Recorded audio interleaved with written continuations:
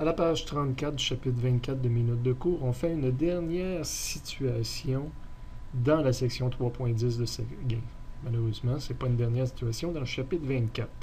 C'est une grosse bouchée, le chapitre 24. C'est la situation numéro 9 de la section 3.10, situation qui s'intitule « Une semi-conservation de la quantité de mouvement », parce que ça va être un exemple où on vérifie la quantité de mouvement à moitié. On va le voir dans une seconde, pas dans les deux axes, même si c'est un problème en deux dimensions.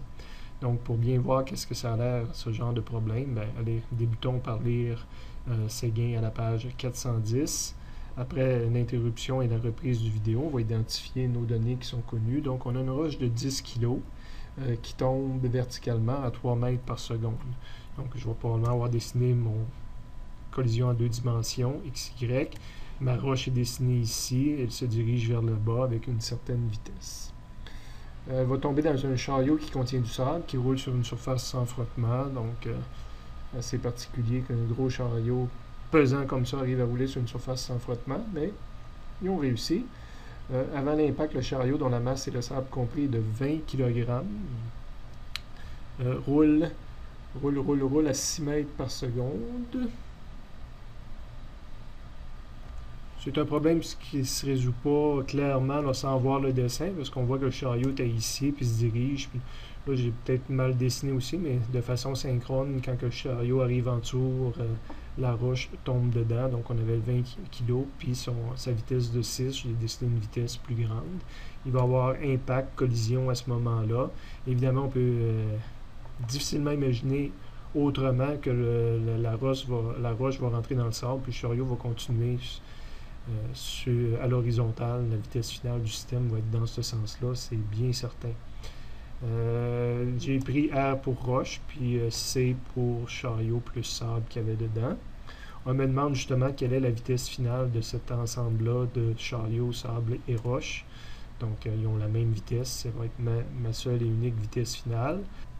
J'avais indiqué sur mon dessin la masse du chariot ici, la masse de la roche ici, puis les deux masses qui sont ensemble. Donc, j'aurais pu identifier également masse totale et faire mon calcul de masse totale si jamais j'ai besoin de la valeur 30 kg plus tard dans ma solution. Application du principe de conservation de la quantité de mouvement. J'ai pris la somme finale est égale à initiale. Pas la somme, mais la forme finale est égale à initiale.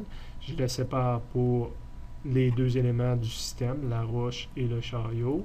Je sépare l'initial pour les deux éléments du système, puis je suis obligé de continuer à traîner que c'est selon X.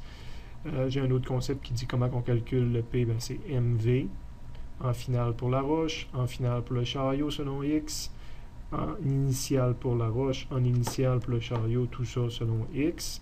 Et je suis prêt soit à mettre des chiffres, ou soit à enlever les selon X sans mettre des chiffres.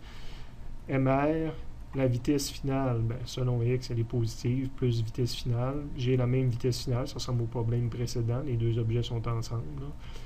La masse de la roche, sa vitesse initiale, c'est mon 3, ou en tout cas, sa vitesse initiale ici, mais selon Y, c'est 0. Même si j'ai écrit 3 ici, c'est pas selon Y. Ce 3-là est justement selon Y. Selon X, c'est 0, même si j'ai écrit 3 ici. Selon X, c'est 0. Masse du chariot avec sa vitesse initiale, lui est à 100% dans le bon sens. C'est le plus 6 qui est ici, ou le symbole plus V initial C. Fait qu'on peut mettre les chiffres directement si on aurait voulu à cette ligne-là, puis se retrouver avec cette ligne-là isolée avec les chiffres à la place. Ou bien j'isole avec les symboles. Donc je mettais en évidence vitesse initiale, il restait MR plus MC, ça devient la masse totale qui est allée diviser l'autre barre. Puis de ce côté-ci, j'avais juste MC fois vitesse initiale C. Donc, ça revient au même. Et j'ai ma réponse, vitesse finale, 4 mètres secondes. Qu'est-ce qui est arrivé avec la vitesse en Y? Pour le savoir, il faudrait que je fasse la somme des forces selon Y sur tous les objets en jeu. Là, tous les objets en jeu, ça serait malheureusement la roche, le chariot et son sable, mais également la planète Terre. Parce que je ne peux pas tomber à vitesse 0 dans l'autre axe. Là. Ce principe-là, il est vrai, il est conservé, mais il faudrait considérer un troisième objet qui serait la Terre, qui serait venu en absorber une partie et peut-être se déplacer un petit peu. Évidemment, ce petit déplacement-là serait annulé par plein d'autres déplacements causés par d'autres collisions Globalement, si jamais il y a un impact, de toute façon, ça sera un impact tellement minime par rapport au déplacement historique de la Terre, il finirait par s'annuler par autre chose.